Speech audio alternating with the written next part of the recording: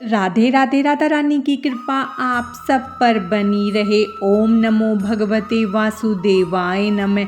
आज हम कार्तिक मास की तीसरी कहानी सुनेंगे, तो चलिए हम अपनी कहानी शुरू करते हैं। कार्तिक माह में सभी औरतें तुलसी जी को जल से सींचा करती थी। एक बुढ़िया भी थी जो कार्तिक माह में तुलसी को सींचने जाती थी, और जब वह जाती तो तुलसी माता से कहती कि हे तुलसी माता, सत की दाता, मैं बिरला सींचू तेरा, तू कर निस्तारा मेरा। मुझे बहू दे, पीतांबर की धोती दे, मीठा मीठा घास दे, वैकुंठ में वास दे, चटके की चाल दे, पटके की मौत दे, चंदन का काठ दे, रानी सा राज दे, दाल भात का भोजन दे, ग्यारस की मौत दे, और अंत में कृष्ण जी का कांधा दे। बुढ़िया माई की यह बात सुन तुलसी माता सूखने लगी। तुलसी माता को यूं सूखते देख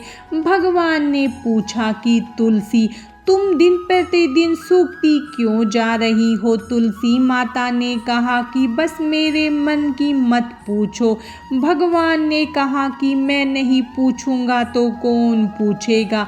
इस पर तुलसी माता कहती है कि एक बुढ़िया आती है और अपनी बात कहकर चली जाती है। मैं उसकी सभी बातें पूरी कर दूंगी, लेकिन कृष्ण का कांधा कहाँ से लाऊंगी? भगवान कृष्ण बोले कि वह मरेगी तो अपने आप ही कांधा देने आऊँगा। तुम बुढ़िया माई से यह बात कह देना। इसके बाद बुढ़िया माई मर गई। बुढ़िया के मरने पर सारा गांव इकट्ठा हो गया और उसका अंतिम संस्कार आने पर उसे उठाने लगे, लेकिन वह बहुत भारी हो गई, जिससे उसकी अर्थी टस से मस नहीं हुई। सभी लोग बोले यह तो बहुत संस्कारी थी, बहुत पूजा पाठ करती थी, कोई पाप नहीं किया, फिर भी यह इतनी भारी कैसे हो गई? बूढ़े ब्राह्मण के वेश में भगवान आए और कहने लगे कि यह भीड़ कैसी है?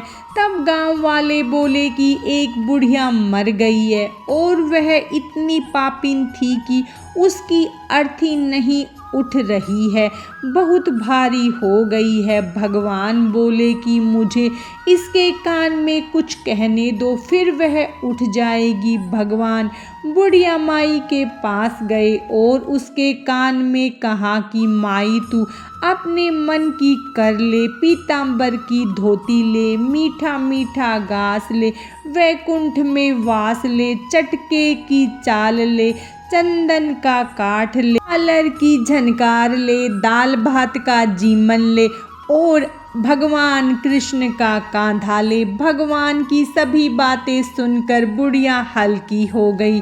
भगवान अपने कंधे पर उसे ले गए। बुढ़िया को मुक्ति मिल गई और वह वैकुंठ को चली गई। हे तुलसी माता, जैसे आपने उस बुढ़िया माई की मुक्ति की, वैसे सभी की करना। जैसे भगवान ने उसको कांधा दिया, हमें भी देना। कार्तिक मास स्नान की तीसरी कहानी समाप्तम। भगवान श्री हरि विष्णु और माता लक्ष्मी की कृपा आप सब पर सदा बनी रहे। राधे राधे।